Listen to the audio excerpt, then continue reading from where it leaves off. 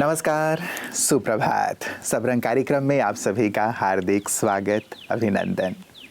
मित्रों, कहते हैं कि संघर्ष और विपत्तियों का जीवन में होना ज़रूरी है, क्योंकि यही हमारी आंतरिक शक्तियों को, हमारी खूबियों को जागृत करते हैं।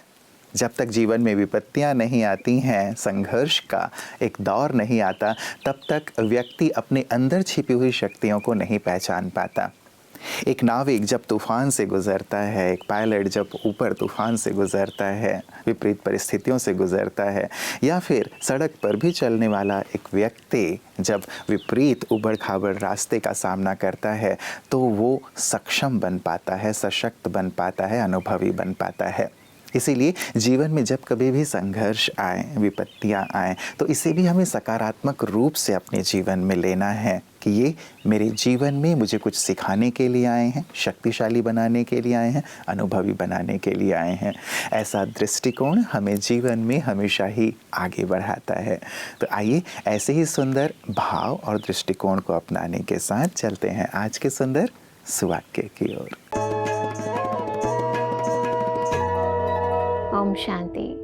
एक बार एक समुद्र के किनारे बहुत तेज लहर आई और एक छोटे से बच्चे के खिलौने को अपने साथ बहा कर ले गई। तो उस बच्चे ने उस रेती पर अंगुली से लिखा कि समुद्र चोर है। वहीं समुद्र के दूसरे किनारे पर कुछ मछुआरों ने बहुत सी मछलियां पकड़ी। तो एक मछुआरे ने रेती पर लिखा कि समुद्र मेरा पालनहारा है। उसी समुद्र में एक व्यक्ति डूबकर मर गया।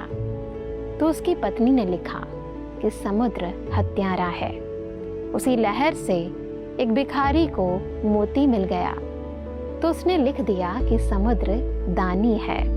और फिर समुद्र में एक और बड़ी लहर आई और जो कुछ लिखा था उसे मिटाकर चली गई। समुद्र के बारे में लोगों ने अलग अलग राय दी, परंतु समुद्र उससे प्रभावित नहीं हुआ।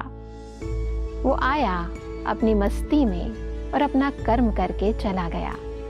इसी प्रकार जिंदगी में भी लोग हमारे बारे में अच्छा भी बोलेंगे और बुरा भी बोलेंगे, परंतु यदि आपका कर्म सही है तो आप कभी अपने मार्ग से हटे नहीं, सदा आगे बढ़ते रहें, कर्म करते रहें। ओम शांति। मित्रों, शुभ चिंतक रास्ते पर लगी बत्तियों के समान होते हैं, जो हमारे रास्ते को छोटे तो नहीं करते, लेकिन हाँ, प्रकाश देकर हमारे रास्ते को आसान ज़रूर बना देते हैं। हम भी ऐसे ही शुभ चिंतक बने सभी के लिए, और औरों के जीवन में सुख शांति का प्रकाश लाएं, औरों के जीवन को आसान बनाएं। और ऐसे ही शुभ चिंतक बनकर प्रतिदिन डॉक्टर साहब हमारे बीच आते हैं, अलग अलग नुस्खे लेकर के, अलग अलग जानकारी लेकर के, ताकि हम बीमारियों से मुक्त रहें। आइए देखें आपकी सेहत आपके हाथ में आज क्या खास है। नमस्कार। हर व्यक्ति असफलता से डरता है कि असफल हो जाएंगे तो क्या होगा, ऐसा होगा तो क्या होगा, ये समस्या आ गई तो क्या होगा। ऐसे हम सब असफलता से डरते हैं। बहुत कुछ कहा जा सकता है, जैसे कह सकते कि पॉजिटिव रखो, हिम्मत रखो, ऑलवेज हार्डवर्क करो। ऐसी बहुत सारी चीजें संभव है, परंतु मैं आपको आज एक सिंपल सी बात बताना चाहता हूं। अगर आपने इसको अपना लिया तो मेरी गारंटी है कि आपका डर समाप्त हो जाएगा। कभी भी आप डरेंगे नहीं। असफलता से तो कभी नहीं डरेंगे। हो सकता है कहीं डरना पड़े, असफलता से आप कभी नहीं डरेंगे। ये याद रखो कि अगर असफल भी हुआ तो कुछ सीखने को मिलेगा। कहते हैं कि भी सफल हुआ तो बहुत अच्छा है, और असफलता हुआ तो तजुर्बा मिला, मतलब कि मुझे कुछ लेसन्स मिले, कुछ मुझे सीखने को मिला। तो देखो, अच्छा ही हुआ ना। तो बस ये बात अगर अंदर में होगी कि असफलता जैसी कोई चीज है ही नहीं, या तो जो मैं चाहता हूं वो प्राप्त हो जाएगा, या मुझे कुछ सीखने को मिलेगा, मुझे तजुर्बा मिलेगा, मुझे कुछ लेसन्स सीखने को मिलेंगे। बस ये अगर मनोभूमिका बन गई आपकी एटीट्यूड ये हो गई, तो आप देखना कि ऑलवेज आप हल्के रह करके सब कुछ करते जाएंगे। ये भी कह सकते कि भी खेल खेल में करेंगे। कहा भी गया ना कि भी जीवन एक खेल है, जीवन कोई एग्जाम नहीं है कि जिसमें सक्सेस और फेलियर होता है। बस आप खेल खेल में सब कुछ करो, एक तो करने का भी आनंद आएगा, क्योंकि सच्चा आनंद तो वहीं पर है। सफलता के लिए भी आपने भी सुना होगा, कहते हैं कि सफलता वो गोल को प्राप्त करने में नहीं है, सफलता वो रास्ते में ही है। जो रास्ता है जिसको आप अपनाते हैं, वहां आनंद से आगे बढ़ना, करते जाना, वही अपने आप में सफलता है। नमस्कार मित्रों, किसी ने बहुत सुंदर पंक्तियां कही हैं कि चाहे हो ठोकरें हजार, मैं संभलता रहूंगा, गिरूंगा उठूंगा लेकिन निरंतर चलता रहूंगा। सचमुच कितना सुंदर जज्बा है ना, जीत के लिए एक जुनून। यही असंभव कार्य को संभव कर दिखाता है कि चाहे कुछ भी हो, कितनी भी विपरीत परिस्थितियां जीवन में आएं, विपरीत बातें आएं, मैं गिरूं लेकिन बार बार उठ करके निरंतर यदि मैं चलता रहूँगा तो मंजिल पर अवश्य पहुँचूँगा, औरों के लिए आदर्श स्थापित करूँगा। और इसमें यदि आध्यात्म हमारे साथ हो लेता है तो हमें एक संबल मिल जाता है ईश्वर का, कि यदि हम गिरते भी हैं तो उठने का और चलते रहने का एक जो बल है वो हमें प्राप्त हो जाता है, क्योंकि तब हम अकेले नहीं होते हैं, ईश्वर पिता भी हमारे साथ होते हैं। और ऐसा ही सुंदर अनुभव हमारे विशिष्ट जन करते हैं। सफलता की ओर बढ़ते हुए उन्होंने आध्यात्म को अपने जीवन में शामिल किया और निरंतर चलते हुए ही मुकाम पर पहुँचे हैं। आइए देखें विशिष्ट की बातें विशेष में आज हमारे साथ कौन से खास मेहमान अपने अनुभव के साथ हैं।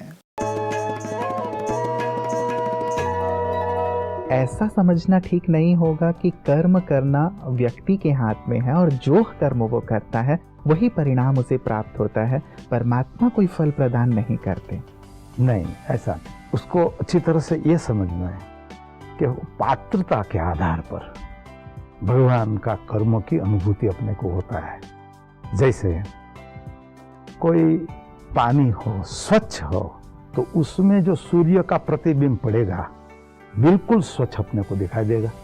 लेकिन जो पानी गंदा है उसमें सूर्य तो है ही, उसका प्रकाश किरण सब अच्छी तरह से पड़ रहा है, लेकिन उसमें अच्छी तरह से नहीं देखा जाएगा। तो क्या उसमें सूर्य का कोई गुना है, कोई वाक है, कोई गुणधर्म उसका बदल जाता है?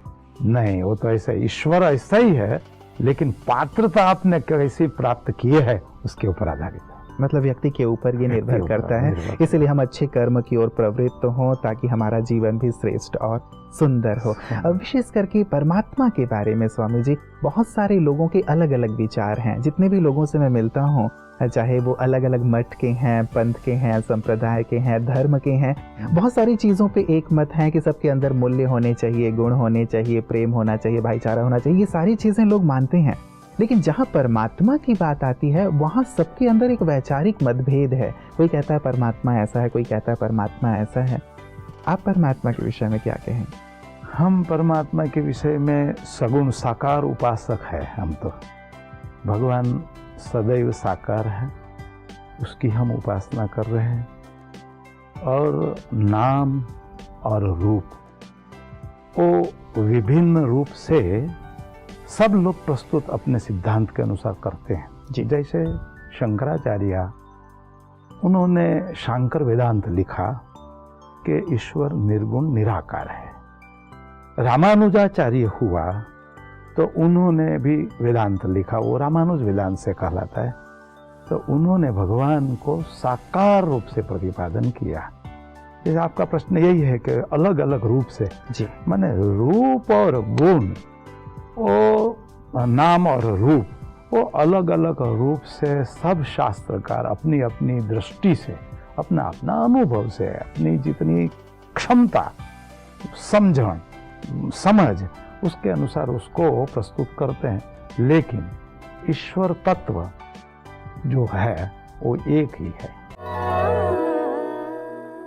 मित्रों, परिस्थितियां और विपदाएं चाहे छोटी हों या बड़ी, थोड़े समय के लिए व्यक्ति को हिला ज़रूर देते हैं। अचल वही रह पाता है और दृढ़तापूर्वक उनका सामना करते हुए आगे वही बढ़ पाता है जो ईश्वर का हाथ थामे हुए होता है, क्योंकि उसके अंदर एक सुंदर भरोसा पैदा हो जाता है कि ईश्वर मुझे कभी भी गिरने नहीं देंगे, कभी भी हारने नहीं देंगे। वो कहते हैं ना, सत्य की नाव हिलेगी डुलेगी ज़रूर लेकिन डूबेगी नहीं, क्योंकि सत्य की नाव को स्वयं ईश्वर खेते हैं, उसके पतवार स्वयं वो होते हैं। ऐसे ही जब अध्यात्म के माध्यम से हम ईश्वर से जुड़ जाते हैं तो विपरीत परिस्थितियाँ हमें विपरीत नहीं लगती, लेकिन उन्हें हम अनुकूल बना लेते हैं अपने सुंदर ईश्वर के साथ के अनुभव से और साथ ही अपनी आंतरिक शक्ति से। कैसे ईश्वर का यही सुंदर साथ हम अनुभव करें, वही राजयोग के माध्यम से ब्रह्मा कुमारियाँ जन जन को सिखा रही हैं। आइए देखें पीस न्यूज़ हाइलाइट्स में उनकी इन्हीं सुंदर सेवाओं को।